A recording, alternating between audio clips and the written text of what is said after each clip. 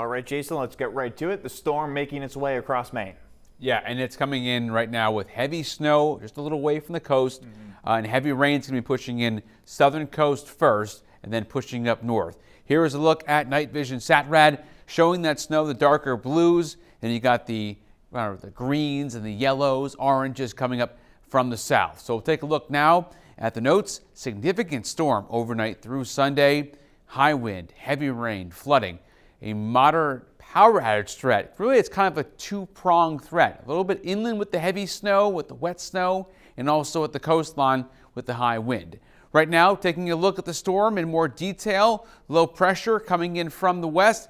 We'll have an area of low pressure develop along the coast, but really that track is going to be up the spine of the White Mountains over towards New Hampshire and then into western Maine. So that's why all this warm air is going to eventually win out here. You see on the satellite and radar.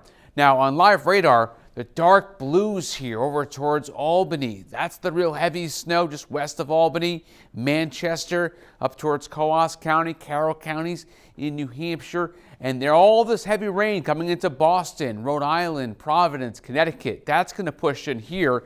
Notice by 5 o'clock, it is pouring rain, wind driven coming in from the southeast. We've been very accustomed to this all winter long from December, January, and now in March. Rain snow line holding Waterville, Greenville, Rangeley. Here comes that wind-driven rain just pushing and pummeling the coastline, and also the Oxford Hills southeast-facing slopes going to wring out some more moisture. And then here it comes, all the rain pushing up to Millinocket, Katahdin, even seeing rain for this, and then 31 in Caribou. But yeah, Katahdin's going to be mostly snow as temperatures are marginal there. The wind, look at it go due east through 8 o'clock in the morning. And then what happens is the low-level jet, which is basically like a low-lying plane or low-flying plane, coming down about 5,000 feet in the atmosphere. And all the heavy rain pushes that wind down to the ground level. And that's why there's a threat for power outages. That's why at the coastline you have the high wind warnings.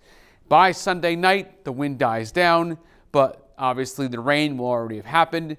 Inland, it'll be a mix of rain and also snow. So this is a look at the precip amounts here. So think about kind of like if everything was melted down to water.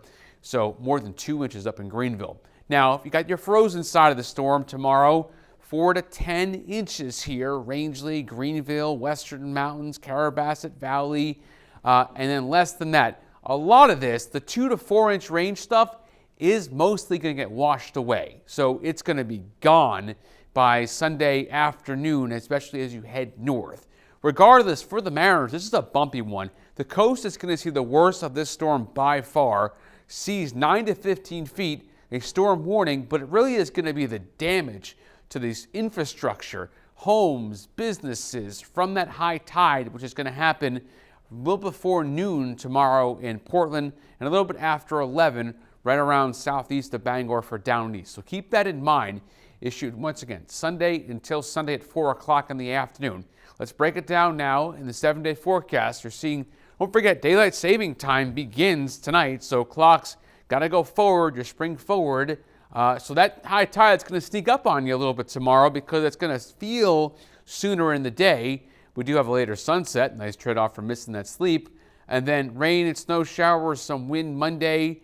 Wednesday, pick of the week, 51, mostly sunny. We get a little bit showery by late week at the coast. You'll notice here it is far worse at the coast as far as the impacts to structures, to impacts to businesses. I mean, I was down in Kennebunkport last night, and they're telling me down to Port Lobster that it was up to their waists, okay, the family business down there. So this is going to be similar to what happened in January. You got to really watch out for this stuff.